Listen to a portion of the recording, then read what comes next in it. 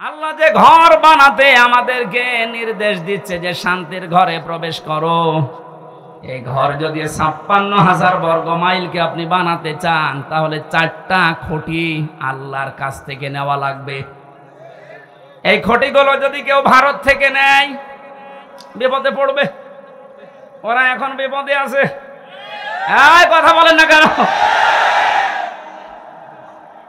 ওরা বহু চেষ্টা চালিয়েছিল ওই সময় পাকিস্তান থেকে আমাদের এই চেষ্টাকে ভাগ করার জন্য। ওরা যেমন সাহায্য করেছে 7 সিস্টারের মাধ্যমে ওদের দেশকে ভাগ করার জন্য আমরাও সাহায্য করব। চালান আমরা শোধ দিয়ে দেব। আপনি যা করিয়েছেন আমরা ওইটাই করব। আপনারা ওই সময় ভাগ করে যদি আমাদের বন্ধু হয়ে যান আমরাও।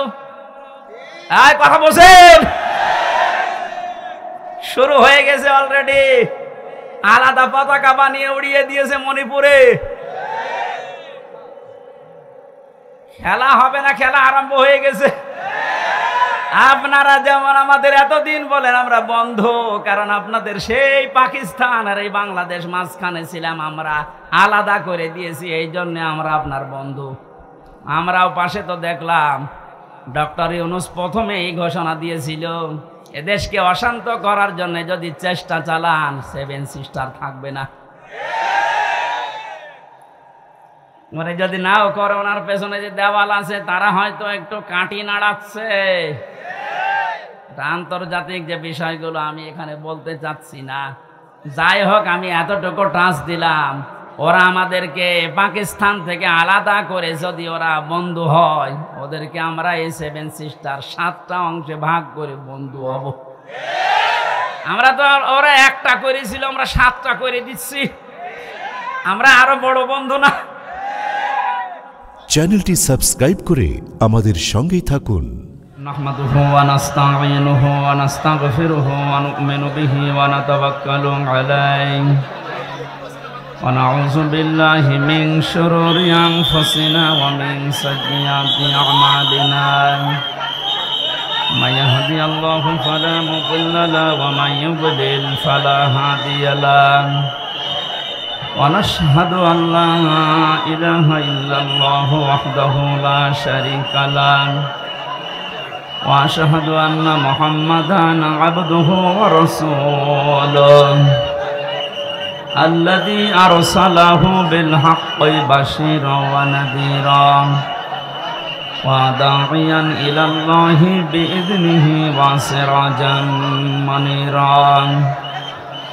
فقد قال الله تعالى في كلامه المجيد وبرهانه التوحيد: أعوذ بالله من الشيطان الرجيم. بسم الله الرحمن الرحيم. والله يدعو إلى دار السلام ويهدي من يشاء إلى صراط مستقيم. للذين أحسنوا الحسنى وزيادة. صدقت يا ربنا. اللهم صل على سيدنا مولانا محمد وعلى آل سيدنا مولانا। রাসূল আমার ভালোবাসা, রাসূল আমার আলো আশা, রাসূল আমার প্রেম বিরহের মূল আলোচনা। রাসূল আমার কাজে কর্মের অনুপ্রেরণা। আলহামদুলিল্লাহ। বাংলাদেশের ঐতিহ্যবাহী জেলা যশোর চৌগাছা থানার অন্তর্গত রামকৃষ্ণপুর ঈদগাহ ময়দানে মহাবিশ্বের মহাবিশ্বয় আমাদের মালিক, আমাদের মনিব, মহান রব্বুল ইজ্জাত ওয়াল জালালের মুখের পবিত্র বাণী কোরআনে কারীম ঐতিহাসিক তাফসীরুল কোরআন মাহফিল 2024 শ্রদ্ধাভাজন সভাপতি বিশিষ্ট আলেমে দ্বীন জনাব মাওলানা মুখতার আহমেদ, এতক্ষণ পর্যন্ত যিনি আলোচনা রাখলেন বিশিষ্ট ইসলামী চিন্তাবিদ, শিক্ষাবিদ, হাজার হাজার ছাত্রের উস্তাদ, বিশিষ্ট রাজনীতিবিদ, আমার শ্রদ্ধাভাজন ব্যক্তিত্ব জনাব অধ্যাপক মোহাম্মদ মতিয়ার রহমান, আতালাল্লাহু উমরাহু ওয়া বারাকাল্লাহু ফি হায়াতি, বলেন আমিন। মঞ্চে বসা উলামায়ে কেরাম, সামনে বসা মুসলমান ভাইরা, পর্দার আড়ালের সম্মানিতা মা এবং বোনেরা, প্রশাসনের ভাইরা, প্রাণ প্রিয় যশোরবাসী, আল্লাহর দরবারে শুকরিয়া জানাচ্ছি যিনি আমাদেরকে এই প্রচন্ড গরমে কখন বৃষ্টি নেমে যায় বলা যায় না, এই জন্য আমি তাড়াতাড়ি চলে এসেছি। স্যারের আলোচনা এখন শুনতে পারলে আমাদের ভালো হতো। এখন শীতের সময় না, তো আজকে দুপুরবেলা ছিল আমার ওই সেই বাঘারপাড়া খাজুরা, যাওয়ার আধা ঘন্টা আগেও বৃষ্টি হয়ে গেছে। এই জন্য এখন যেহেতু কোনো গ্যারান্টি ওয়ারেন্টি নেই কখন বৃষ্টি নেমে পড়ে, এই কারণে আমি তাড়াতাড়ি চলে আসলাম। যে বাড়িতে এসে বসেছিলাম খাবার আনতে বললাম, খাবার আনতে 40 মিনিট লাগছে, তো ছাতা খেয়ে আসতে আমার মনে হয় রাত 10টা পার হয়ে যেত। যদি বৃষ্টি নেমে পড়ে আপনাদের আয়োজন সব দেখা যাচ্ছে বেস্তি গেল, মানুষ কষ্ট করে এসেছে। দুনিয়ার সব কাজ বাদ দিয়ে দল মত নির্বিশেষে আল্লাহর কোরআনের মহব্বতে বাড়ি থেকে পর্যন্ত যিনি নিয়ে আসলেন, আমরা খুশি হয়ে বলছি আলহামদুলিল্লাহ, রব্বানা লাকাল হামদ হামদান কাসীরান তাজ্জিবান মুবারাকান ফীহি, ইয়া রব্বি লাকাল হামদু কামা ইয়ানবাগি লিজালালি ওয়াজহিকা ওয়া আযীমি সুলতানিক। বিশ্বনবী জানিয়েছেন, এক সাহাবী এই দোয়াটা পড়ছিলেন নামাজের পরে। নবীজি ডাক দিয়ে বললেন, সাহাবী আমি নবী, তুমি নবী না, আমি যা দেখতে পাই তুমি তা দেখতে পাও না। তুমি যখন এই কথাগুলো বলছিলে নামাজে, আল্লাহর ফেরেশতারা দেখলাম তোমার জীবনের নেকি লেখার জন্য প্রতিযোগিতা করছে, কে কত বেশি নেকি লিখতে পারে। আমরা যেহেতু এটা পড়লাম, এখন ফেরেশতাদের কাজ হবে আমাদের আমলনামায় তারা প্রতিযোগিতা করে নেকি লেখা আরম্ভ করবে ইনশাআল্লাহ। আমরা কোরআনে প্রবেশ করছি, আর কোরআন কিভাবে মানুষের কাছে বলতে হয় এটার ধারণা আল্লাহ দিয়েছেন। আমার মন মতো বললে হবে? এটা কি মমতাজের কনসার্ট নাকি যে যা আছে সব দলিয়ে দিলাম? কোরআনে কারীম জানাচ্ছে যে এইভাবে মানুষকে শোনাও, কিতাবুন উনজিলা ইলাইকা ফালা ইয়াকুন ফি সাদরিকা হারাজুম মিনহু লিতুনজিরা বিহি ওয়া যিকরা লিল মুমিনিন। বলেন আল্লাহু আকবার। সূরা আরাফের 2 নম্বর আয়াতে আল্লাহ বলেন, হে নবী, এই যে একটা কিতাব, এটা আপনাকে আমি দিয়েছি, এটা শুধু চুমা খাবেন আর টাকের উপরে রেখে দেবেন। এই এদিকে তাকান, কোরআনকে আল্লাহ এই জন্য আমাদেরকে দিয়েছেন যে শুধু চুমা খাবেন আর মাথার উপরে রেখে দেবেন। জবাব দেন। এটা ক্লাস চলছে, ছাত্রের মতো বলবেন, এই জন্য দিয়েছেন। আল্লাহ পাক বলেন, হারাজুম মিনহু লিতুনদিরা বিহি, এ কোরআন প্রচার করবেন, মানুষের কাছে সতর্ক করবেন এইটা দিয়ে। কিন্তু একটা বিষয়, এই যে সাদরিকা আছে, এ কোরআন প্রচার করতে গিয়ে, তাফসীর করতে গিয়ে আপনার মনের ভেতরে যেন কোনো সংকীর্ণতা কাজ না করে, দ্বিধা, দ্বন্দ্ব, ভয়, ভীতি এগুলো আপনার কাছে যেন না আসে। কারণ কোরআন প্রচার করতে গেলে এরকম কিছু আসবে, এটা আমি আল্লাহ জানি। হারজন শব্দের ব্যাখ্যা পেয়েছি তাফসীরে আমি দুইটা। এক নাম্বার, হে নবী, আপনি যখন কোরআন প্রচারে যাবেন, তাফসীর করে শোনাবেন, দেখবেন অনেক মানুষ এমন সামনে বসা আছে, তারা কোরআনের বক্তব্য না বোঝার কারণে মন খারাপ করবে। এ ধরনের মানুষ দেশে নেই। আল্লাহ যেটা বোঝাতে চাই, হয়তো ওর মেধা ওই রকম নেই, ওর মাথায় ওই রকম ব্রেন নেই, ও না বুঝে আন্দাজে এক ধারণা করে হয় মন খারাপ করে, না চলে যায়।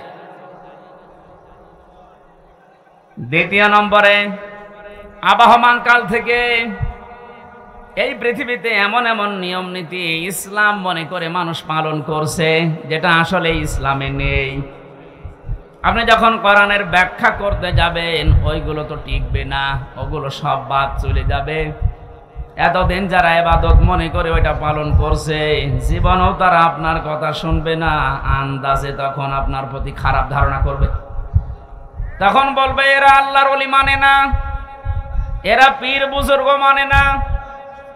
কোরআনে কারিমে আল্লাহ আয়াতের পরে এই জন্যই এই শব্দগুলো এরপরে লাগিয়েছেন, ইত্তাবিউ মা উনজিলা ইলাইকুম মির রাব্বিকুম ওয়া লা তাত্তাবিউ মিন দুনিহি আউলিয়া ক্বালিলাম মা তাযাক্কারুন।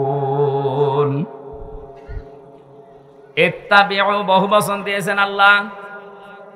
ও যশোরবাসী, এ বাংলাদেশে যারা একামতে দিনের দায়িত্ব পালন করে, এ মানুষগুলো এই বিশ্বাস নিয়েই একামতের দিনের রাস্তায় এসেছে যে এই দায়িত্ব পালন করতে গিয়ে যত সময় যাবে আমি জান্নাতের দিকে এগিয়ে যাব। এটা অন্তত যারা করছে, তারা যদি নাও করে, আমি করি ব্যক্তিগতভাবে, দিন কায়েমের জন্য একামতে দিনের দায়িত্ব পালন করতে যে সময়টুকু অর্থ যা কিছু ব্যয় হবে, আমার মেধা, যোগ্যতা, বক্তৃতা সব আমাকে জান্নাতের দিকে এগিয়ে নেবে।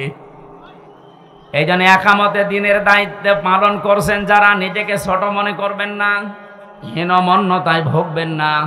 আমি গ্যারান্টি দিয়ে যেতে পারি, আপনাকে আল্লাহ কোনোদিন জাহান্নামে দেবে না।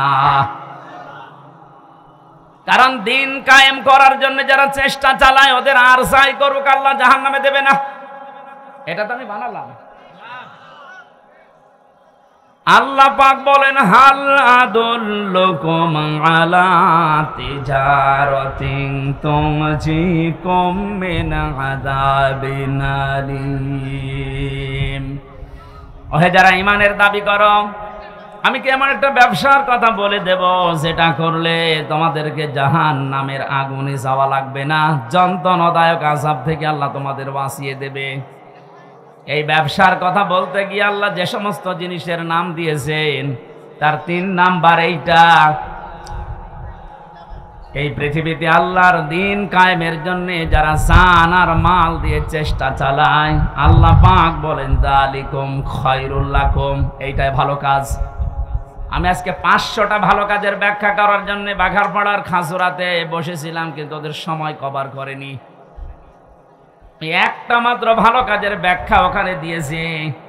আল্লাহ যে আহসান ও আমালার কথা জানিয়েছেন, যে আমি ভালো কাজ তোমাদের কাছ থেকে দেখতে চাই। এ পৃথিবীতে আল্লাহর দৃষ্টিতে যত ভালো কাজ আছে, তার 1 নাম্বার কাজ হচ্ছে আনাকিমুদ্দিন, দিন কায়েম করা। কোরআন এরকম 500টা আছে।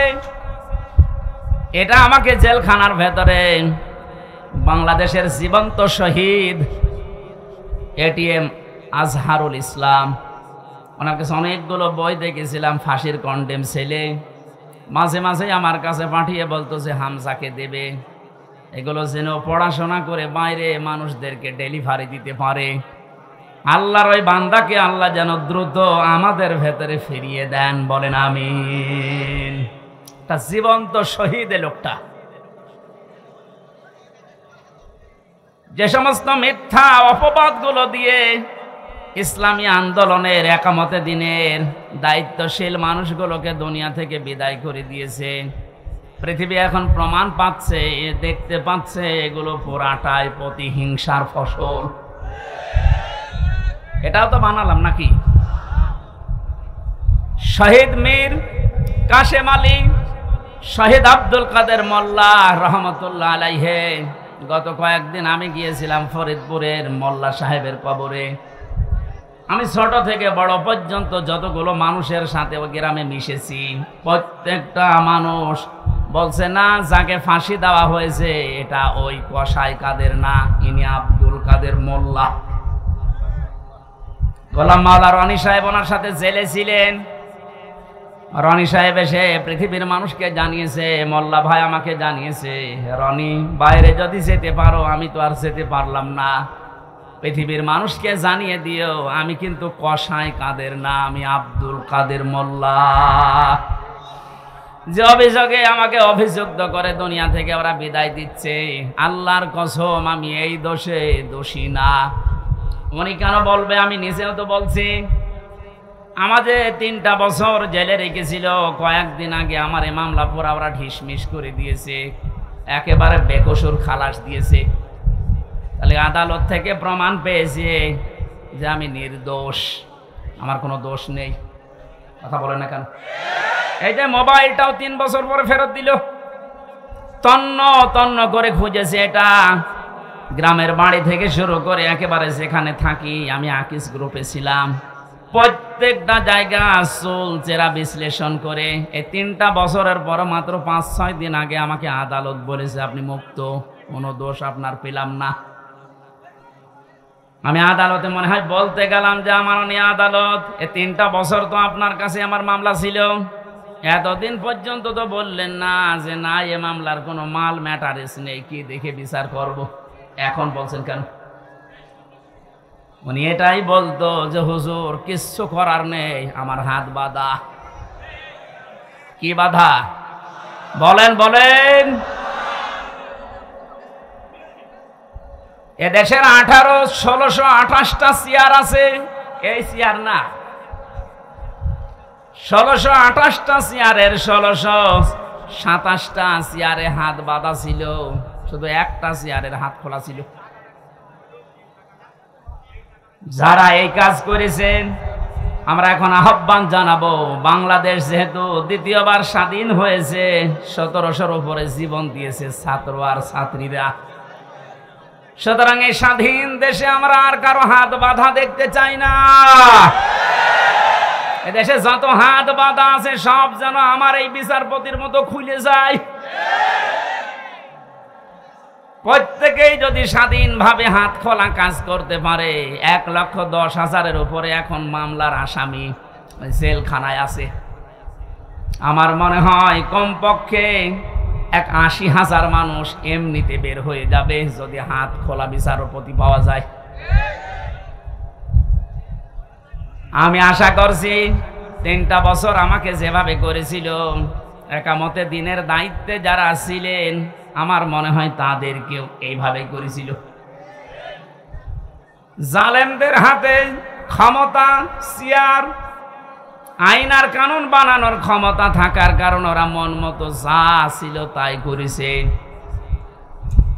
আমারটা যেমন বেকসুর খালাস পেয়েছি, আল্লাহর কসম যেগুলো মারা গেল, শহীদ হয়ে গেল, এ মানুষগুলো জীবিত থাকলে কেউ বেকসুর খালাস পেয়েছি। তো কোরআনের পাখি শহীদ আল্লামা দেলাওয়ার হোসেন সাইদি রহমতুল্লাহ আলাইহে, ওনাকে অনেকে বলছে উনি মারা গেছে। কে বলেছে মারা গেছে? ওনাকে মেরে ফেলা হয়েছে। ওনাকে মেরে ফেলা হয়েছে, এর বাস্তব প্রমাণ ওনার হাসিটা। কথা বলেন। আমি নিজে নিজে আমার বাবার যা আছে, আমার যা আছে, যদি ইসলামের খুঁটিনাটি বিষয়গুলো আমি মেনে জান্নাতে যেতে পারতাম, কসম খোদার জীবনও আপনাদেরকে আমি দিন কায়েম করা লাগবে এই ঝামেলাপূর্ণ কথা বলতাম না। এটা যে কত বড় যন্ত্রণা আল্লাহ যেহেতু ইত্তাবিউ দিয়েছেন যে সবাই মিলে অনুসরণ করো, সবাই মিলে ইত্তেবা করো, একজন করলে হবে না। এই জন্যই তো আমরা সবাইকে নিয়ে অনুসরণ করতে চাই।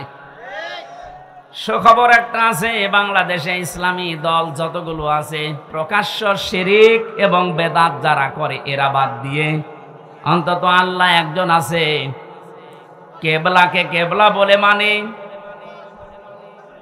এইরকম কিছু নিয়ম নীতিতে যারা কাউকে শরিক করে না, কাউকে বিশ্বাস করে না আল্লাহ বাদে, এ মানুষগুলো দেখলাম আজকে সব এক হওয়ার জন্য ঐক্যবদ্ধ হচ্ছে। জালেমরা তো পালিয়েছে, মুনাফিক যারা এদের গায়ে অনেকের এখন আগুন লেগে গেছে, কারণ এরা চিন্তা করছে এভাবে যদি সব এক হয়ে যায়, আমরা 5 তারিখের পর থেকে যেভাবে শুরু করেছিলাম এই কাজও বন্ধ হয়ে যাবে। ওরা বুঝে ফেলেছে। এজন্য আশা করছি যেভাবে এগিয়ে যাচ্ছে সবাই মিলে অনুসরণ করার জন্যে ধর্ম বিষয়ক উপদেষ্টা যিনি আছে ডক্টর আফামা খালিদ হোসেন, আল্লাহ তার হায়াতে তাজ্জেবা সিহাতে কল্লিয়া বাড়িয়ে দেন, বলেন আমিন। ডক্টর চেষ্টা এবং ইখলাস যা দেখতে পাচ্ছি, আশা করছি ইসলামের সূর্যর সামনে আমরা এদেশে দেখতে পাবো ইনশাআল্লাহ। এই জন্য যারা আছি আমরা ছোটখাটো বিষয় নিয়ে মত পার্থক্য বাদ দেওয়া লাগবে। একটা হোস্টেলে 100 জন খাবার খায়, সকালের নাস্তা কলার পাউরুটি। 20 জন হোস্টেল ম্যানেজারকে আহ্বান জানিয়েছে যে স্যার এইটা যেন ঠিক থাকে। 80 জন বলছে না এটা আমরা আর খাবো না, নতুন মেনু আমাদেরকে দেন। কিছু কিছু ছেলেরা বলছে আমাদেরকে খিচুড়ি দেওয়া লাগবে সকালে, কেউ কেউ বলছে আমাদেরকে চিড়া দেওয়া লাগবে, কেউ কেউ বলছে আমাদেরকে রোল দেওয়া লাগবে। আর ওই যে 20 জন ওরা বলছে যা আছে ওইটাই আমরা চাই, কলা পাউরুটি। ম্যানেজার বলছে এভাবে হবে না, ভোট দেওয়া লাগবে, আমি তো একবারে পাল্টিয়ে দিতে পারি না। ভোট দেওয়ার পরে দেখা গেল ওই যে আগের যে 20 জন আছে কলা আর পাউরুটি ওটা ঠিকই আছে।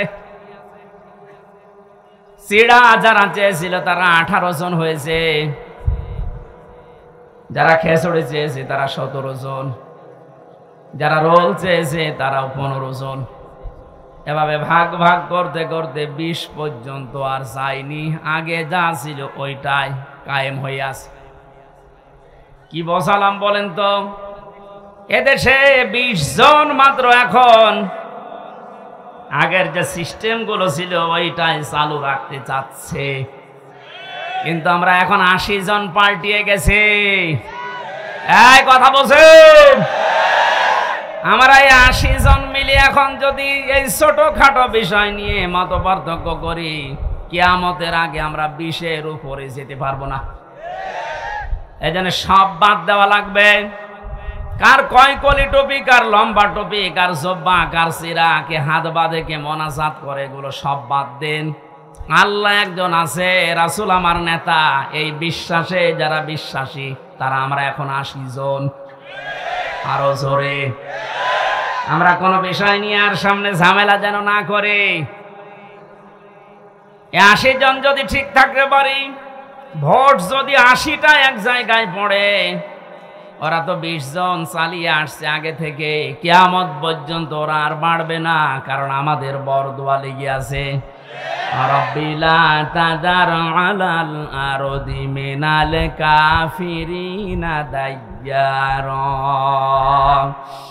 ইন্নাকা ইন তাদারহুম ইউদিল্লু ইবাদাকা ওয়ালা ইয়ালিদু ইল্লা ফাজিরান কাফফারা।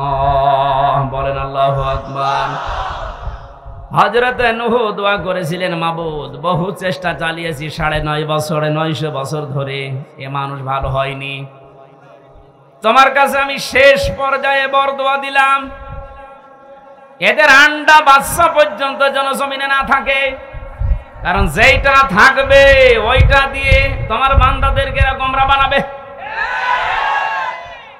আমরা এই 53 বছর, কোরআনের পাখি প্রায় 50 বছর চেষ্টা চালিয়েছে, কিন্তু জালেমদের পরিবর্তনের কোনো সুযোগ ওরা গ্রহণ করেনি।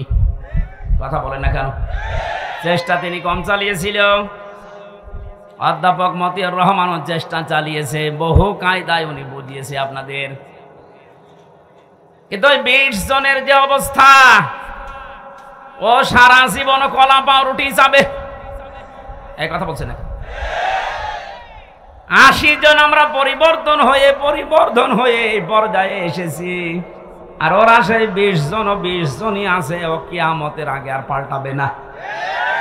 কেন পাল্টাবে না?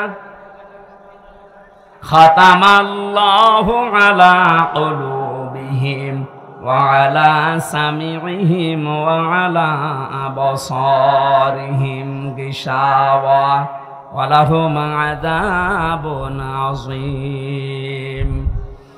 আল্লাহ পাক বলেন, ওদের অন্তরে আমি মোহর লাগিয়ে দিয়েছি, ওদের কানের উপরে, ওদের চোখের উপরে পর্দা লাগিয়েছি।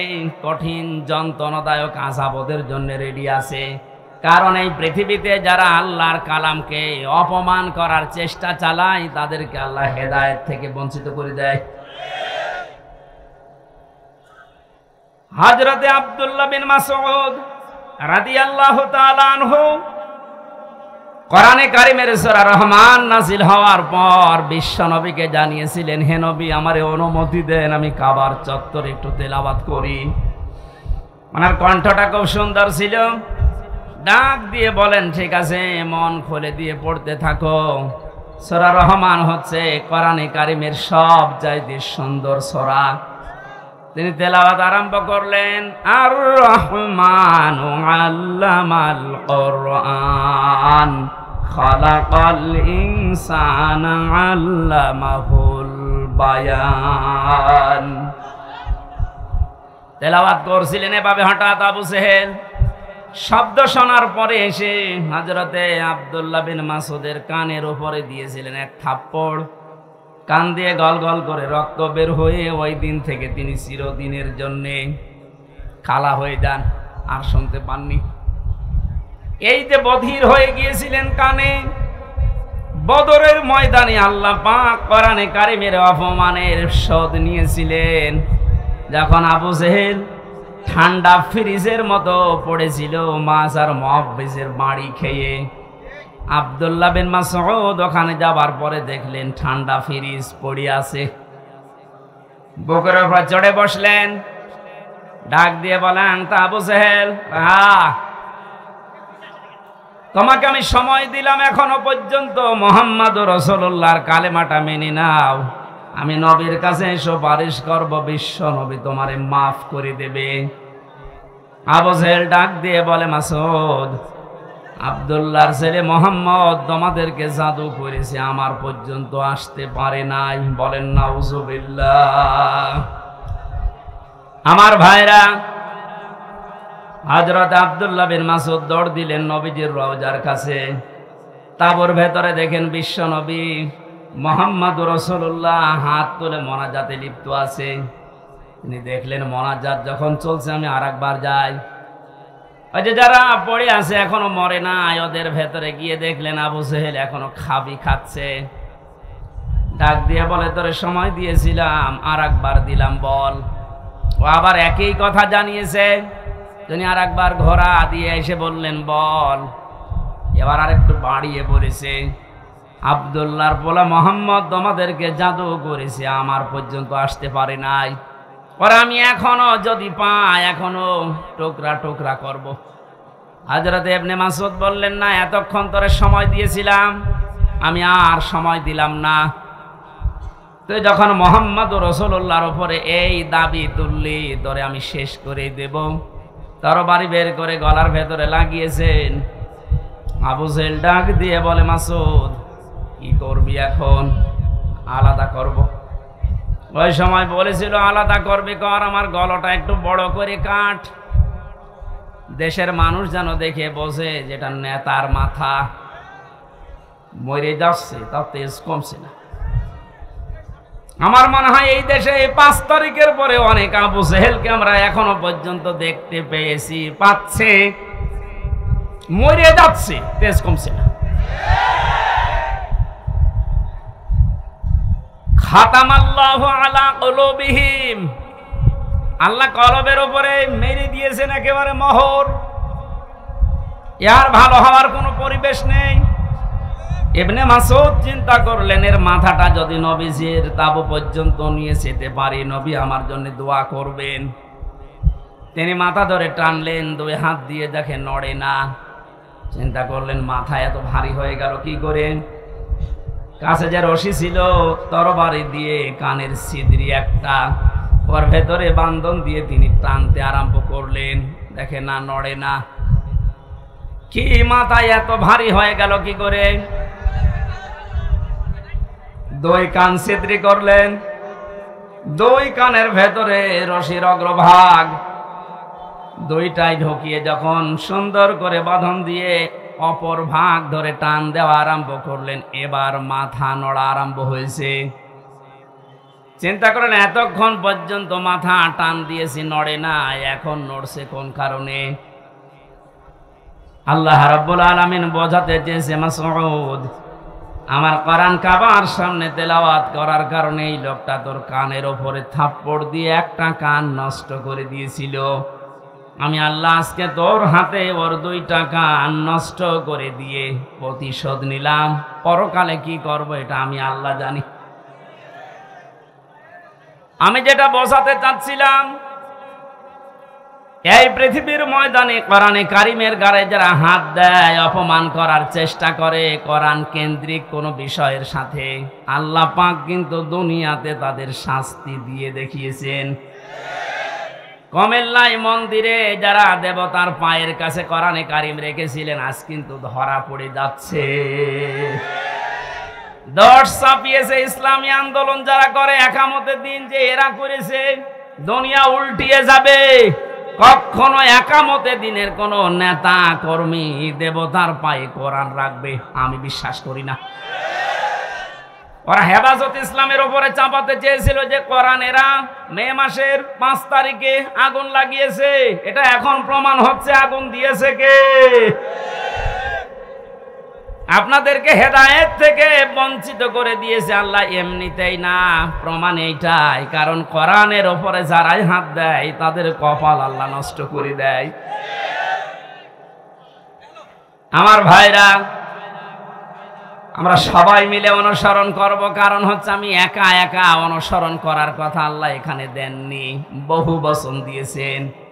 এজন্য সবাইকে নিয়ে অনুসরণ করতে চাচ্ছি। কিন্তু যাদের কপালে কোরআনের কারণে মোহর মারা আছে এই 20 জন, কলা পাউরুটি যারা চেয়েছে ও মরণ পর্যন্ত ওইটাই চাইবে। ওরা চাইতে থাক, আমরা তো এখনো 80 কয়জন? 80 বলেন, বলেন আরো জোরে বলেন আর একবার। 80 জন যদি এবার ভুল করেন, 20 কিন্তু আবার আসবে। ভুল করা যাবে? বলেন, একটু মিলিয়ে দেখেন তো কোথায় 80 আর কোথায় 20। এরপরও আমরা পারি না, কারণ আমরা কেউ 18, কেউ 17, কেউ 15, কেউ 14। আর ওরা যেহেতু আবাহমান কাল থেকে আসতেছে ওই 20। আমরা আর এই 17, 18, 19-এ থাকবো না, আমরা এখন 80 হয়ে যাব ইনশাআল্লাহ। সময় যেহেতু সামনে আসছে, আমরা 80 হব না 20 থাকবো ইনশাআল্লাহ। এটা করতে হলে সবাই মিলে আজ অনুসরণ করা লাগবে আল্লাহ যেটা দিয়েছে। তার নাম কি? বলেন, বলেন। আল্লাহ পাক আয়াতের পরবর্তীতে জানিয়েছেন, ওয়ালা তাত্তাবিউ মিন দুনিহি আউলিয়া। কোরআন বাদ দিয়ে পৃথিবীর কোন ওলি আল্লাহর অনুসরণ করার দরকার নেই। প্রশ্ন আসতে পারে, আল্লাহ কি তার ওলিদের বিরুদ্ধে? না। সূরা ইউনূসের 62 নম্বর আয়াত, 11 নম্বর পারার 15 নম্বর পৃষ্ঠার 1ম নম্বর লাইনে আছে, আলা ইন্না আউলিয়া আল্লাহি লা খাউফুন আলাইহিম ওয়ালা হুম ইয়াহজানুন। আল্লাহ পাক বলেন, কোনো ভয় নেই, কোনো চিন্তা নেই। আমার ওলি যারা, তাদের কোনো ভয় চিন্তা নেই। তাদেরকে সতর্ক করলাম, সুসংবাদ জানালাম, এদের ব্যাপারে তোমরা সাবধান থাকবা। এদের ভয় চিন্তা নেই। অথচ সূরা আরাফের 3 নম্বর আয়াতে বললেন কোনো অনুসরণ করার দরকার নেই। ওই আয়াতের সাথে আয়াতের কোনো মিল পাচ্ছি না। তাহলে আল্লাহর কথাও চাচা এরশাদের মতো সকালে একটা বিকালে একটা,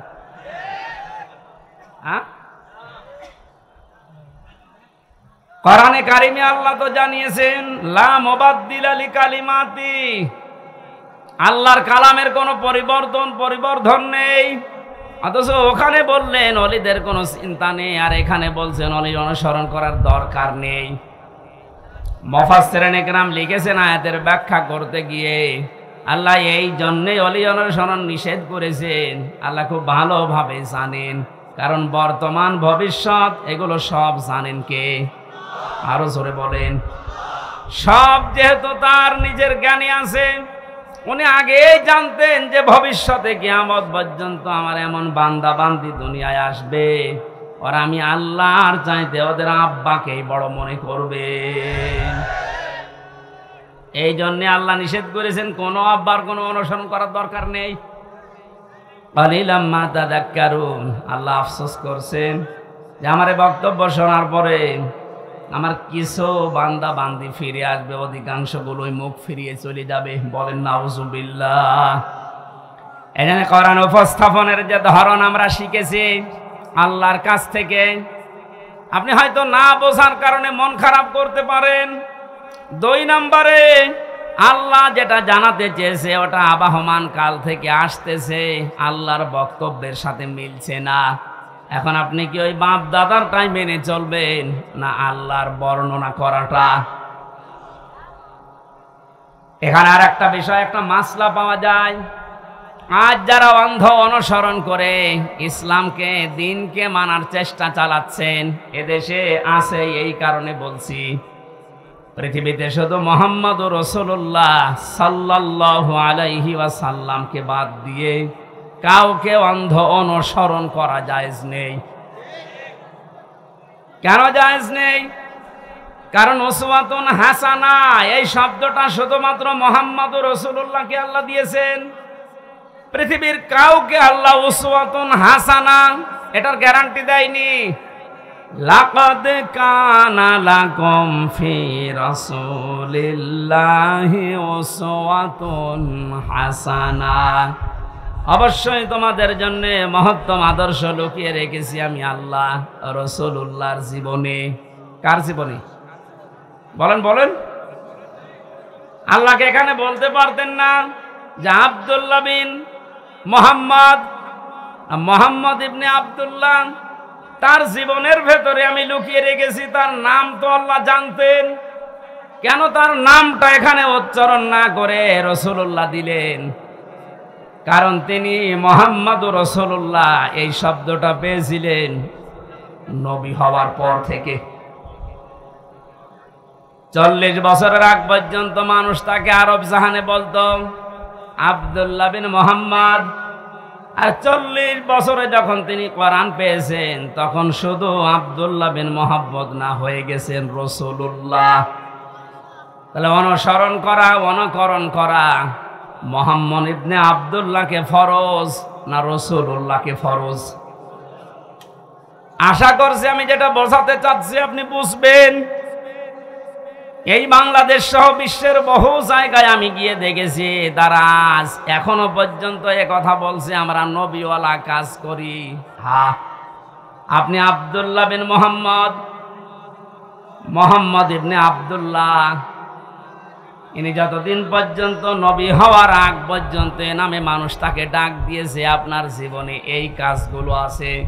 কারণ তিনি ওই সময় সত্য কথা বলতেন, ভালো কাজের আঞ্জাম দিতেন। কোন মানুষ যদি বিপদে পড়তেন সেখানে এগিয়ে যেতেন। এই কাজগুলো মুহাম্মদ ইবনে আব্দুল্লাহর জীবনীতে আমরা সিরাত ইবনে হিশামে সিরাত বিশ্বকোষের ভেতর থেকে পেয়েছি। কিন্তু তিনি যখন রাসূলুল্লাহ হয়ে গেছেন তার আপন চাচা আবু লাহাব পর্যন্ত জানের শত্রু হয়ে দাঁড়িয়েছে। এই বাংলাদেশ সহ বিশ্বে আজ যারা বলেন আমরা নবীওয়ালা কাজ করি না, আপনি মুহাম্মদ ইবনে আব্দুল্লাহর কাজ করেন।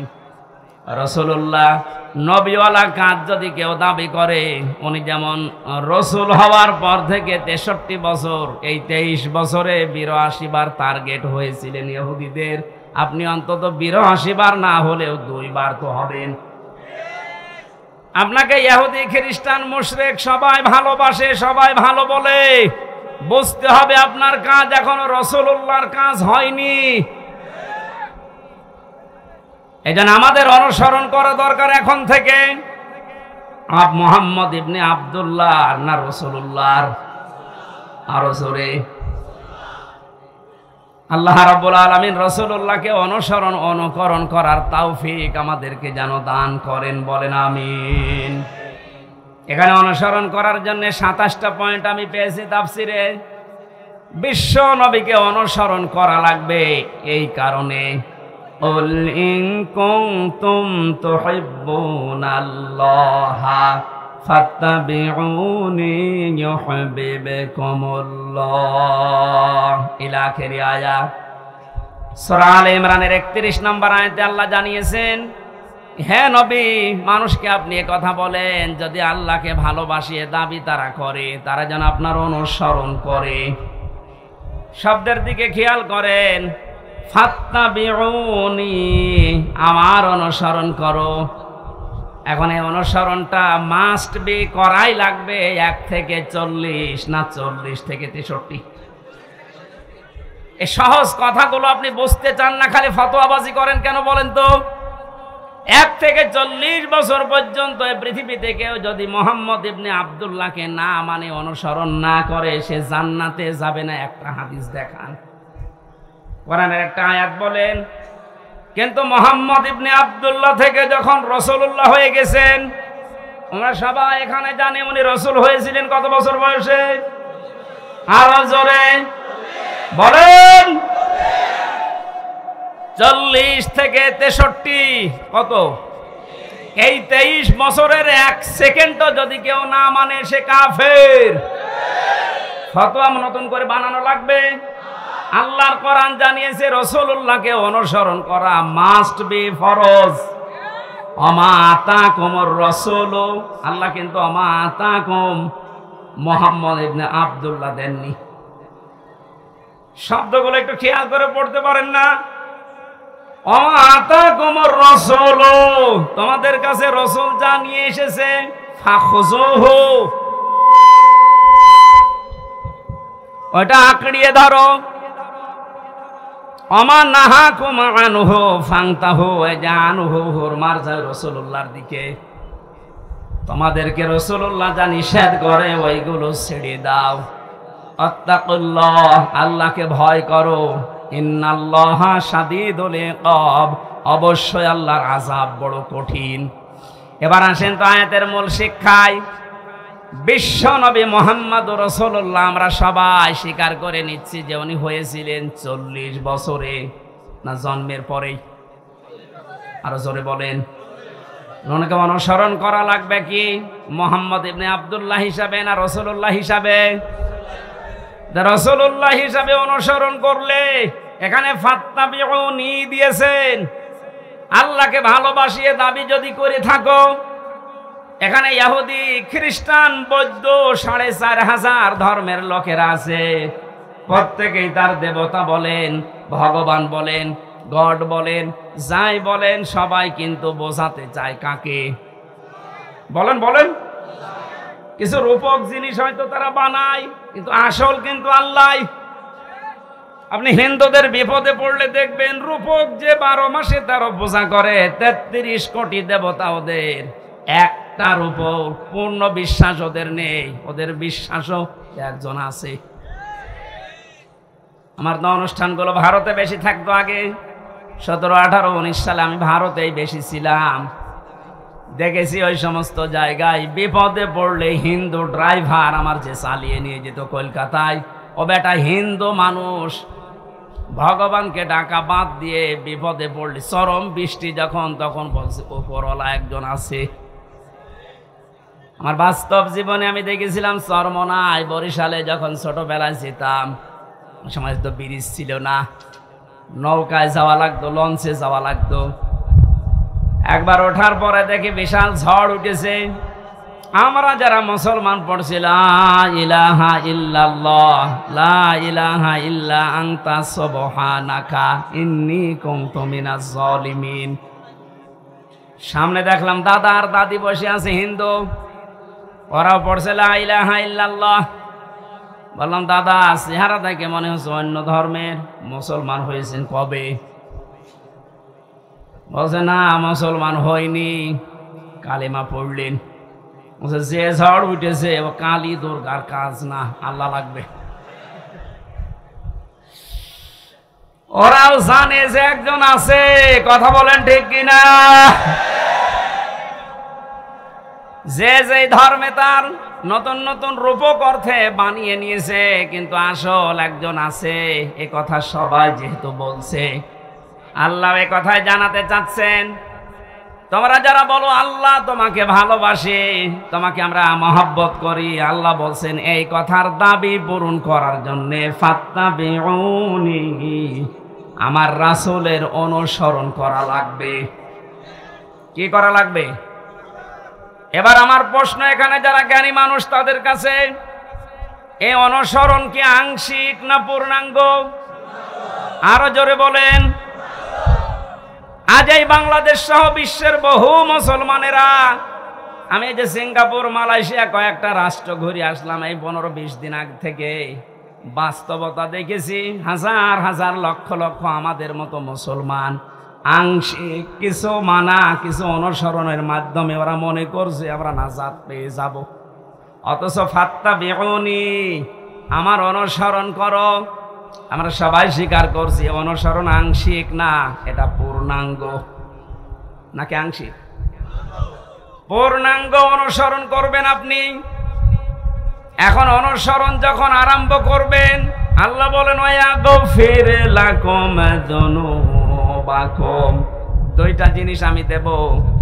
এক নম্বরে জীবনের যত অপরাধ আছে, জাম্বন না দিয়ে যুনুব বহু বচন দিয়েছেন। আপনি যদি অনুসরণ করা আরম্ভ করেন, আপনার জীবনে দুইটা পুরস্কার আল্লাহ দেবে। যত অগণা ছিল পেছনে সব আল্লাহ রাসূলের অনুসরণের কারণে মাফ করে দেবে। দুই নম্বরে আল্লাহ পাক যদি কাউকে মাফ করে দেয়, তার জন্য বানানো জান্নাত দেবে। এ কথা মানেন তো? এবার আসেন আমার মূল শিক্ষাটাই। এই বাংলা সহ বিশ্বের যত মুসলমানেরা আজ আমরা আংশিক অনুসরণ করে মনে করছি যে না আমরা আল্লাহর ভালোবাসা মহব্বত পেয়ে গেছি। আপনি হয়তো নামাজে রাসূলকে মানেন, রোজাতে রাসূলকে মানেন, হজ করতে গিয়ে রাসূলের অনুসরণ মতো হজ করেন, যাকাত দিতে গিয়ে রাসূলুল্লাহর অনুসরণ করেন। বিশ্ব নবী যে বিচার করেছিলেন কোরআন দিয়ে, সেইটাই আপনি আর রাসূলকে মানেন না, তখন মেনে নিয়েছেন ব্রিটিশকে। আরো আসতে বলেন, আপনার অনুসরণ কি আংশিক হয়েছে না পূর্ণাঙ্গ? আংশিক অনুসরণের মাধ্যমে আল্লাহর মহব্বত ভালোবাসা পাওয়া যাবে না, আর আল্লাহর মহব্বত যদি পাওয়া না যায় জান্নাতও যাওয়া যাবে না। কারণ আল্লাহ ইউহিব্বুকুমুল্লাহ দিয়েছেন, এটা মজারে বর্তমান ভবিষ্যৎ প্রেজেন্ট ফিউচার। কোন মানুষ যখন পূর্ণাঙ্গ অনুসরণের জন্য সিদ্ধান্ত নিয়ে লেগে পড়বে, আল্লাহ পাক বলেন আমিও তাকে ভালোবাসা শুরু করব। এখানে কত জ্ঞানী মানুষ আছেন, আপনার বিবেকের কাছে আপনার আমার প্রশ্ন, আপনার শরীর থেকে শুরু করেন, এ 3.5 হাত বডি, আপনার পরিবার, আপনার সমাজ, আপনার রাষ্ট্র, আপনার আন্তর্জাতিক নীতি তাকান, সব জায়গায় অনুসরণ যদি পূর্ণাঙ্গ আপনি না করেন, আল্লাহর কোরআন বলছে আপনাকে আল্লাহ এখনো ভালোবাসা আরম্ভ করে নাই। তাহলে এই আয়াত অনুযায়ী বাংলাদেশে হাজার হাজার পীর আল্লাহর ভালোবাসা এখনো পায়নি। বেশি বলে ফেললাম? আশা করছি আমি যেটা বোঝাতে চেয়েছি এখন থেকে আর অপূর্ণাঙ্গ না, আমরা পূর্ণাঙ্গ অনুসরণ করতে চাই রাসূলুল্লাহকে। আর আজকের আমার তেলাওয়াত কিন্তু আয়াত ওইটাই, সূরা ইউনূস 25 নম্বর আয়াত, কোরআনে কারীমের 10 নম্বর সূরা, এটা 11টা রুকু আছে, 109টা আয়াত আছে, মক্কায় নাজিল হয়েছে। একটা আয়াত আর একটা আয়াতের আংশিক পড়েছি। আল্লাহ রাব্বুল আলামিনও জানিয়েছেন। এবার আমি তাফসীর আকারে শুরু করছি, জবান খুলে পড়েন। আউযু বিল্লাহি মিনাশ শাইতানির রাজিম। বিসমিল্লাহির রহমানির রহিম।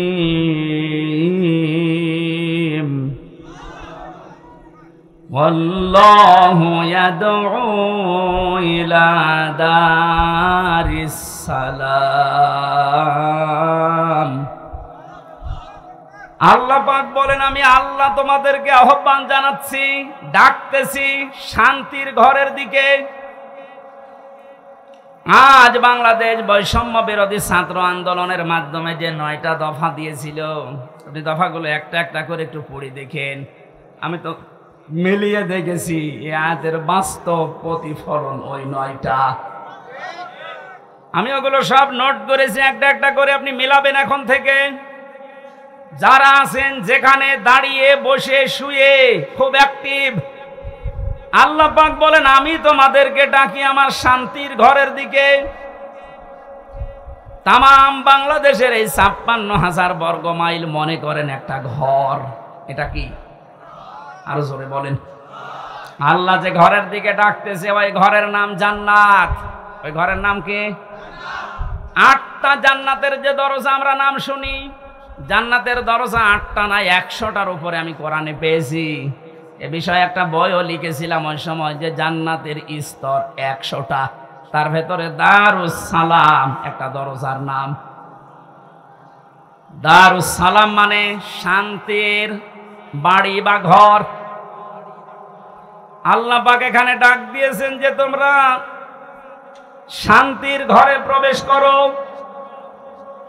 এই পৃথিবীর মানুষ যেটা উদাহরণ দিলে বসে বেশি, আমি ওইভাবে সেট করেছি। বাস্তবে আমরা দেখি একটা ঘর যদি কেউ বানাতে চায় বসবাসের জন্য, শান্তি পাওয়ার জন্য, ইসলাম শব্দটা এখানে আল্লাহ দিয়েছেন দারুস সালাম। সালাম সিলমন, এখান থেকে ইসলাম, এর শাব্দিক অর্থ হচ্ছে শান্তি। কিন্তু কেউ যদি সুখ পেতে চায়, এর আলাদা একটা আরবি শব্দ আছে রহাতা, রহাতুন। রহাতুন মানে সুখ। রহাতুন মানে কি? ঘরের ভেতরে মানুষ সুখ পাওয়ার জন্যই প্রবেশ করে। এই যে এখান থেকে সারাদিন সারা রাত মানুষ কর্মজীবন শেষ করে যখন বাড়িতে যায়, ঘরে প্রবেশ করার সঙ্গে সঙ্গে একটা অজানা সুখ আপনাকে ঘিরে ধরে। আপনি হয়তো টের পান না। বাইরে যতক্ষণ আগে ততক্ষণ একটা আতঙ্ক কাজ করে, একটা ভয় ভয় কাজ করে। অথচ ঘরের ভেতরে 4 দেওয়াল দিয়ে যেটা আটকানো, কি আছে ওর ভেতরে, ওখানে গেলে একটা আলাদা শান্তি, ওই ভয়টা আল্লাহ যেন দূর করে দেয়। কথা বলেন ঠিক কিনা? আল্লাহ বলেন, আমি এমন একটা ঘরের দিকে তোমাদেরকে ডাকছি যে ঘরে প্রবেশ করলেই তোমরা সুখ আর শান্তি দুইটাই পেয়ে যাবে। যেহেতু আমরা এখন একটা ঘর বানাবো, ঘর বানাতে প্রথমে খুঁটি দেওয়া লাগে। কি দেওয়া লাগে? খুঁটি বা পিলার দেওয়া লাগে। আল্লাহ যে ঘর বানাতে আমাদেরকে নির্দেশ দিচ্ছে যে শান্তির ঘরে প্রবেশ করো, এই ঘর যদি ৫৬,০০০ বর্গ মাইলকে আপনি বানাতে চান, তাহলে 4টা খুঁটি আল্লাহর কাছ থেকে নেওয়া লাগবে। এই খুঁটিগুলো যদি কেউ ভারত থেকে নেয়, বিপদে পড়বে। ওরা এখন বিপদে আছে। কথা বলেন না কেন? ওরা বহু চেষ্টা চালিয়েছিল ওই সময় পাকিস্তান থেকে আমাদের এই চেষ্টাকে ভাগ করার জন্য। ওরা যেমন সাহায্য করেছে 7 সিস্টারের মাধ্যমে ওদের দেশকে ভাগ করার জন্য, আমরাও সাহায্য করব। চালান আমরা শোধ দিয়ে দেব। আপনি যা করিয়েছেন আমরা ওইটাই করব। আপনারা ওই সময় ভাগ করে যদি আমাদের বন্ধু হয়ে যান, আমরাও। কথা বলছেন? শুরু হয়ে গেছে অলরেডি। আলাদা পতাকা বানিয়ে উড়িয়ে দিয়েছে মণিপুরে। খেলা হবে না, খেলা আরম্ভ হয়ে গেছে। আপনারা যেমন আমাদের এতদিন বলেন আমরা বন্ধু, কারণ আপনাদের সেই পাকিস্তান আর এই বাংলাদেশ মাঝখানে ছিলাম, আমরা আলাদা করে দিয়েছি, এই জন্য আমরা আপনার বন্ধু। আমরাও পাশে তো দেখলাম ডক্টর ইউনূস প্রথমে এই ঘোষণা দিয়েছিল, এদেশকে অশান্ত করার জন্য যদি চেষ্টা চালান, 7 সিস্টার থাকবে না। মানে যদি নাও করে, ওনার পেছনে যে দেওয়াল আছে তারা হয়তো একটু কাঠি নাড়াচ্ছে। আন্তর্জাতিক যে বিষয়গুলো আমি এখানে বলতে চাচ্ছি না। যাই হোক, আমি এতটুকু টাচ দিলাম, ওরা আমাদেরকে পাকিস্তান থেকে আলাদা করে যদি ওরা বন্ধু হয়, ওদেরকে আমরা এই 7 সিস্টার 7টা অংশে ভাগ করে বন্ধু হব। আমরা তো, ওরা একটা করেছিল, আমরা 7টা করে দিচ্ছি। আমরা আরো বড় বন্ধু না?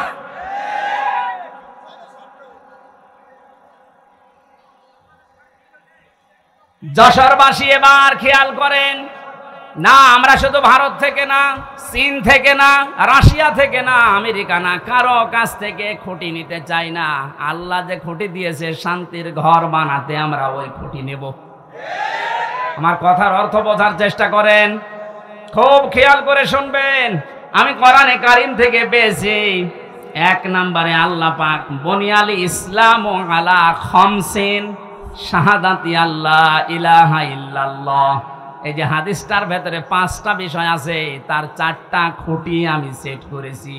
নামাজ, রোজা, হজ আর যাকাত, এই 4টা খুঁটি মজবুত ভাবে গেড়ে দেওয়া লাগবে। খুঁটি থাকলে হয় না। ঘরকে শান্তির ঘর বানাতে হলে বেড়া দেওয়া লাগে। কথা বলেন না কেন? কোরআনে কারিম থেকে আমি বেড়া বের করেছি 4টা। 1 নম্বরে বেড়া, 1 নম্বরে বেড়ার নাম হচ্ছে রাজনীতির বেড়া। এটা যেহেতু চলছে এখন দেশে, এটা পরিষ্কার করা লাগবে। 4টা বেড়া দিতে হয়, চারদিকে দেওয়াল দেওয়া লাগে। 1 নম্বর দেওয়াল তুলতে হবে রাজনীতির দেওয়াল। এটা অলরেডি আরম্ভ হয়ে গেছে এখন। যেহেতু আমরা শান্তির ঘর চাই, আর পৃথিবীতে শান্তির ঘরের দেওয়াল দিতে হলে রাজনীতি, এটা লেনিনের কার্ল মার্ক্সের না, রাজনীতি নেওয়া লাগবে রাসূলুল্লাহ। এবার রাসূলুল্লাহর রাজনীতি কি? এবার তাকান, সূরা নিসা 5 নম্বর পারা 6 নম্বর পৃষ্ঠা 9 নম্বর লাইনের 59 নম্বর আয়াতের প্রথম অংশে।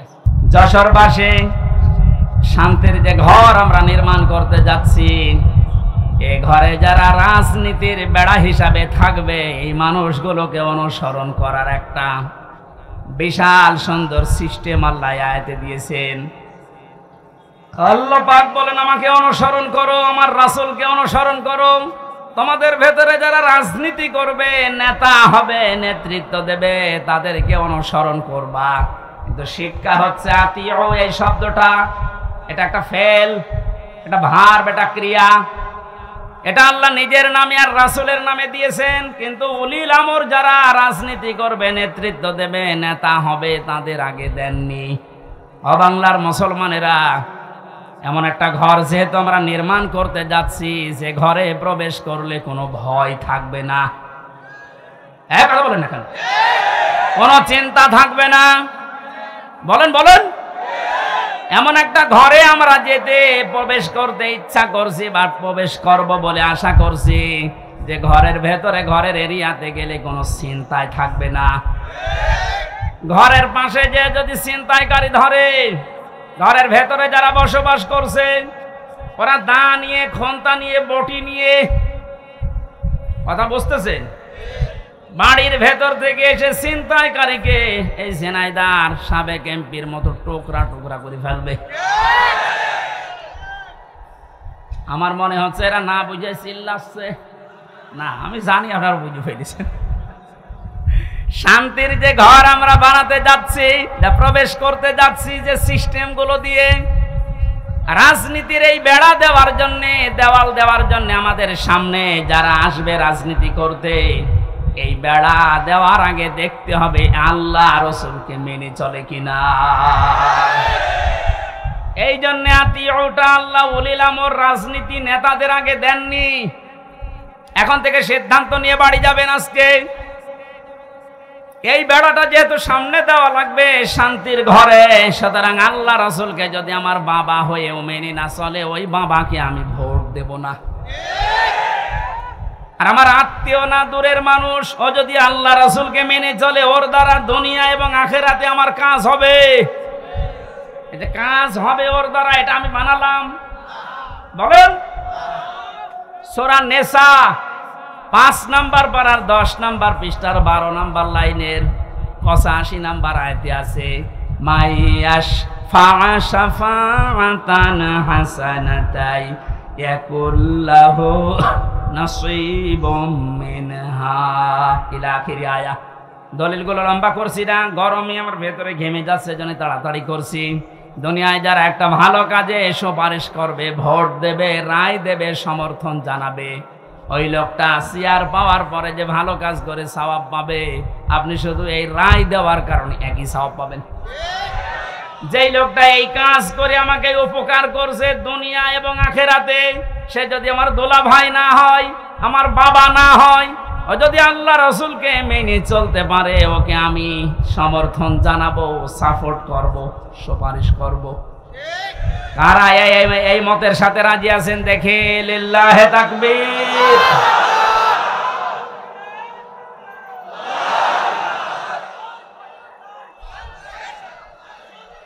এই কথা বোঝার চেষ্টা করেন।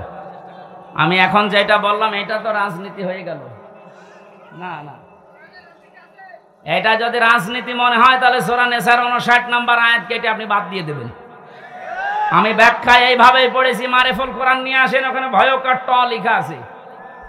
আমানাত বহুবচনের শব্দের ব্যাখ্যায় ভোট, রায়, সমর্থন, সুপারিশ এগুলো লেখা আছে।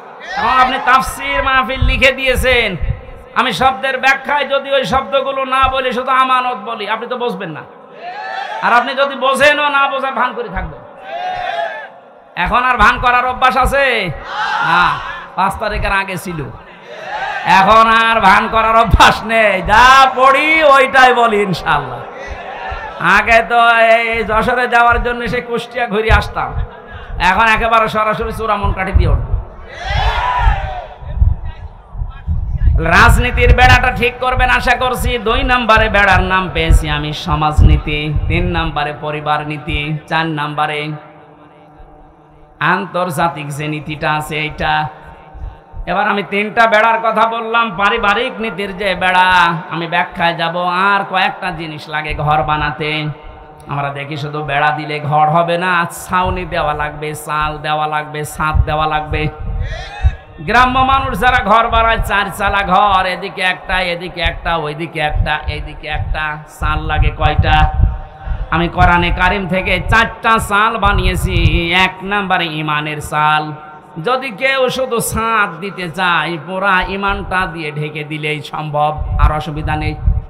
যদি 4টা চাল কেউ দিতে চায়, কোরআন জানিয়েছে সৎকর্মের চাল দেওয়া লাগবে, যুদ্ধনীতির চাল দেওয়া লাগবে, সমাজনীতির চাল দেওয়া লাগবে।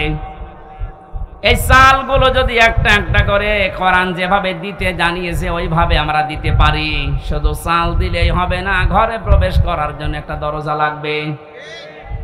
আল্লাহ পাক যে দরজার ঘোষণা দিয়েছেন কোরআনে, লা ইলাহা ইল্লাল্লাহু মুহাম্মাদুর রাসূলুল্লাহ। আল্লাহর এই শান্তির ঘরে যদি কেউ প্রবেশ করতে চান, তাহলে এই কালেমা পড়ে এই দরজা দিয়ে প্রবেশ করা লাগবে। গত পরশুদিন আমার চুয়াডাঙ্গায় ছিল, স্বামী স্ত্রী 2 জন এই দরজা দিয়ে অলরেডি প্রবেশ করেছে। এর কয়েকদিন আগে ছিল গাইবান্ধা, সরঞ্জিত নাকি নাম যেন, এই লোকটা এই দরজা দিয়ে আল্লাহর এই শান্তির ঘরে অলরেডি প্রবেশ করেছে। প্রতিদিন প্রতিনিয়ত আজকেও দেখলাম 26 জন আল্লাহর এই কালেমা পড়ে এই দরজা দিয়ে অলরেডি শান্তির ঘরে ঢুকে পড়েছে। আমরা তো আগে থেকেই ঢুকে বসে আছি। তাহলে আল্লাহ যে ঘর বানাতে বললেন, এই ঘরের দরজার নাম কালেমা। নাম কি? জবান খুলে একবার পড়েন, লা ইলাহা।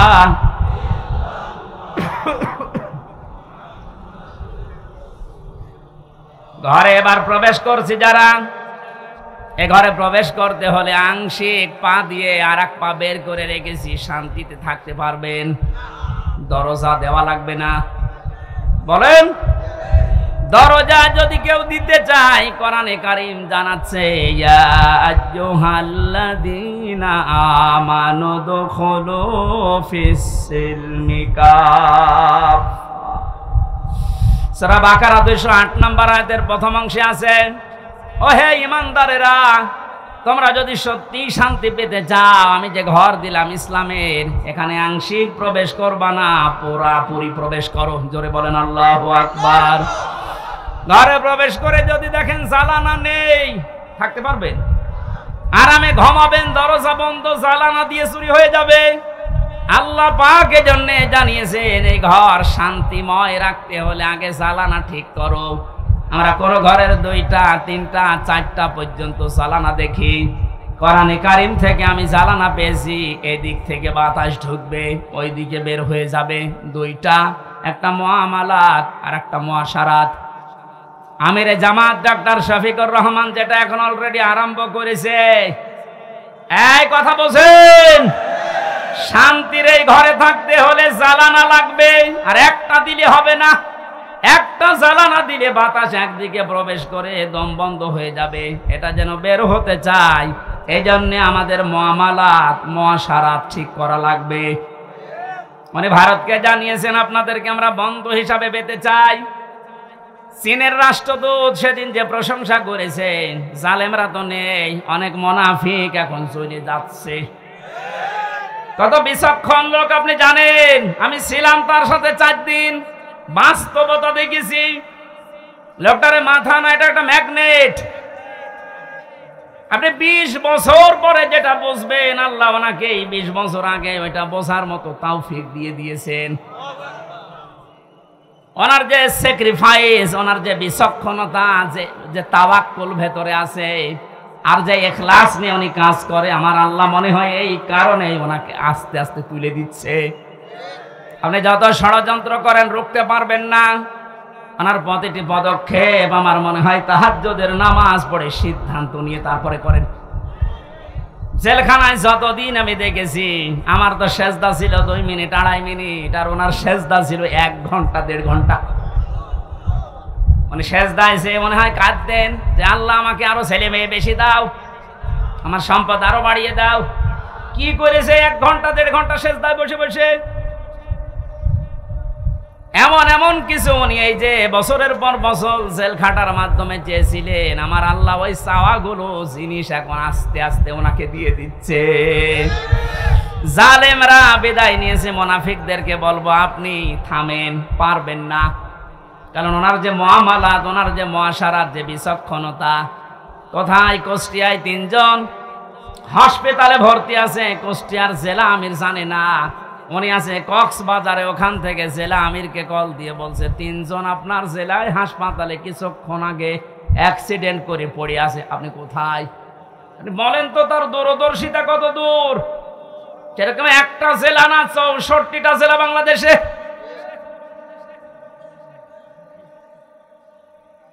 শুধুমাত্র জ্বালানা দিলেই হবে না, আন্তর্জাতিক যে জ্বালানোগুলো আছে উনি ঠিক করার জন্য চেষ্টা চালাচ্ছে। আল্লাহ যেন ওনাকে নিজের কুদরত দিয়ে পরিচালিত করেন, বলেন আমিন। শুধু জ্বালানা থাকলেও ঘর ঠিক থাকে না, ভেন্টিলেটর লাগে। কথা বলছেন এখানে? ভেন্টিলেটর লাগবে না আলো বাতাস প্রবেশ করার জন্য, ডিশের তার লাগানো লাগবে না, বিদ্যুতের তার লাগানো লাগবে, ওয়াইফাই তার লাগাবেন, নাই তো আপনি আন্তর্জাতিক বিশ্ব নিয়ে খেলবেন কি করে, জানবেন কি করে। এই জন্য ভেন্টিলেটর লাগবে কমপক্ষে 2টা 4টা। আল্লাহ রাব্বুল আলামিন কোরআনে কারিমে এমন সুন্দর সুন্দর ভেন্টিলেটর দিয়েছেন। সূরা আলে ইমরানের 85 নম্বর আয়াতে আছে, সূরা আলে ইমরানের 83 নম্বর আয়াতে আছে, সূরা আলে ইমরানের 19 নম্বর আয়াতে আছে। সুবহানাল্লাহ বলতে পারেন না? আমার গলা ব্যথা করছে, এই জন্য দলিলগুলো শুধু নাম বলছি। এভাবে যদি ঘর আমরা একটার পরে একটা পয়েন্টে যে সাজালাম, এগুলো একটা করে এখন ব্যাখ্যা আরম্ভ করব। আমার যে প্রথম ঘরের খুঁটির পরে যে চাল আমরা দিয়েছিলাম, নামাজের ব্যাখ্যা, রোজার ব্যাখ্যা, হজের ব্যাখ্যা, যাকাতের ব্যাখ্যা, একটা করে খুঁটির ব্যাখ্যা দিলে এরকম 4 দিন লাগবে। আপনারা এগুলো সব কম বেশি জানেন, এই জন্য এই খুঁটিগুলো আমার বলার দরকার নেই। কয়েকটা চালের কথা, কয়েকটা বেড়ার কথা, দেওয়ালের কথা আমি বলছিলাম, তার ভেতরে একটা রাজনীতির বেড়া আমরা ঠিক করব তো ইনশাল্লাহ। বাস্তবে যে দেখবেন আল্লাহ রসুলকে মানে না, ও আমার পীর হলেও ওরে মানি না, আমার বাবা হলেও মানি না, আমার ভাই হলেও মানি না। আল্লাহ রসুলকে মেনে চলে ও যদি এখানে বাড়ি না, আমার আত্মীয় না, কারণ এই বেড়া আমার দেওয়া লাগবে। এরপরের বেড়ার নাম পারিবারিক জীবনের বেড়া। এ বেড়া আজ হাজারো মানুষের আমাদের ঠিক নেই। এখানে অনেক আলেম পর্যন্ত আছে, আমি বাস্তবে দেখেছি তাদেরও পরিবারে খাস পর্দা হয় না। আমি শপথ নেওয়ার জন্য গত 8 তারিখে 8 দিন আগে আমির জামাত এসেছিল কুষ্টিয়ায়, আমার ডেট ছিল ওই দিন। 120টার উপরে আমার প্রশ্ন করেছি পারিবারিক জীবন নিয়ে, যে প্রশ্ন করেছিল প্রায় 17-18টা। সারা দেশে আমি ওয়াজ করে বেড়াচ্ছি, সারা দেশে আমি ঘর চেয়ে বেড়াই, অথচ আমার ঘরে 3 নেই। আমারে যেগুলো প্রশ্ন করেছে মিথ্যা তো বলা যাবে না, বাস্তবে একেবারে সত্য সত্য মিলিয়ে দেখলাম না, মিলছে না।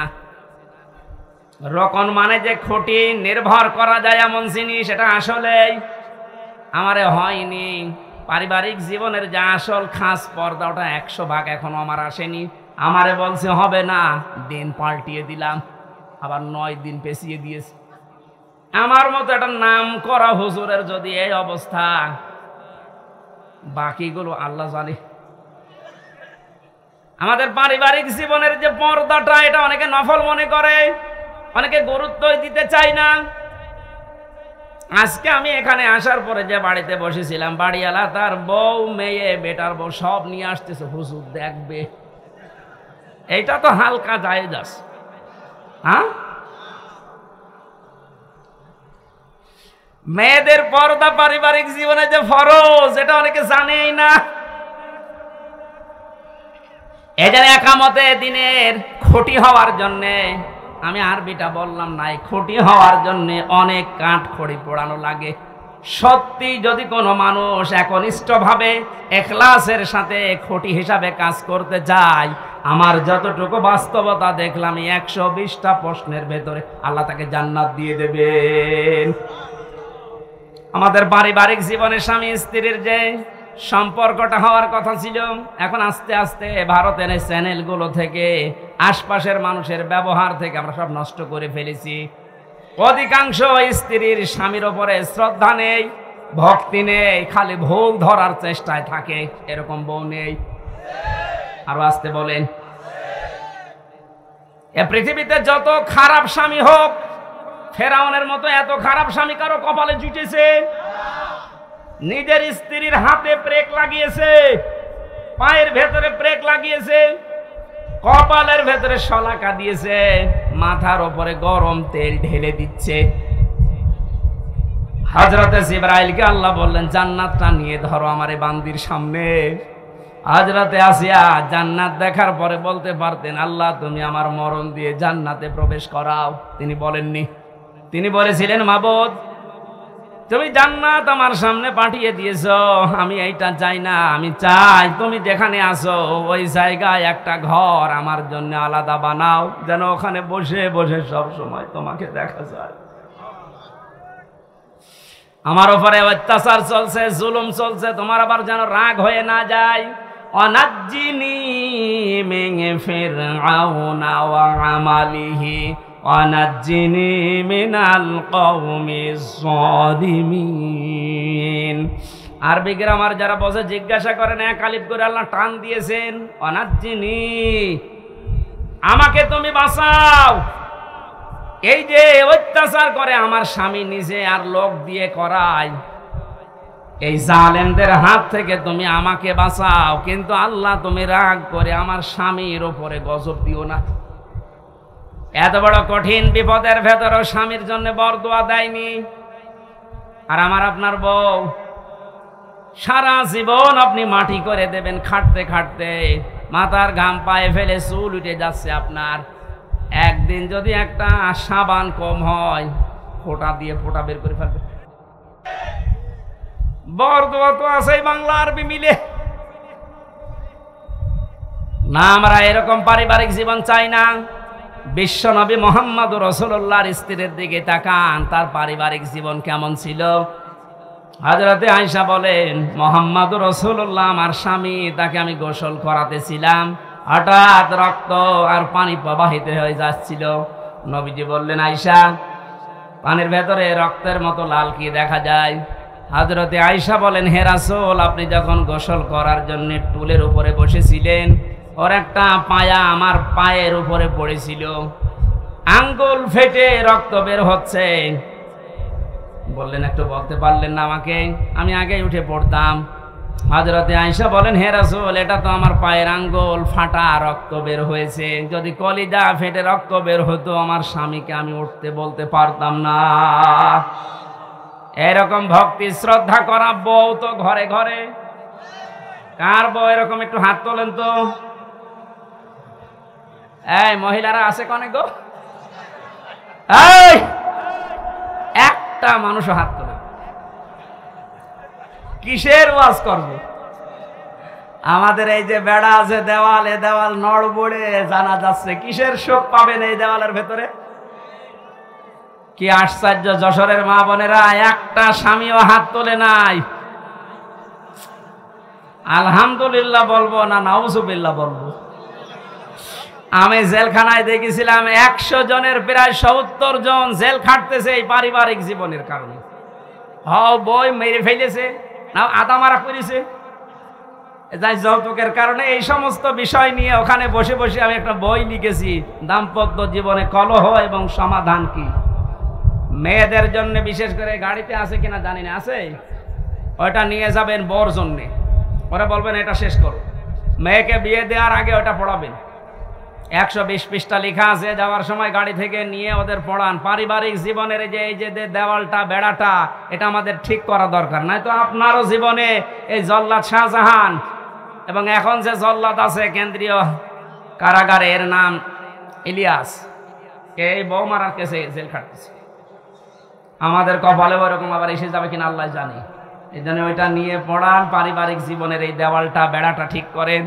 আল্লাহ এরকম একটা শান্তির ঘর আমাদেরকে তৈরি করার তৌফিক দিন, যে ঘরের ভেতরে প্রবেশ করলেই শান্তি পাওয়া যায়। আল্লাহ আমাদেরকে দোয়াও শিখিয়েছেন, আমরা ওই দোয়াই আরম্ভ করছিলেন।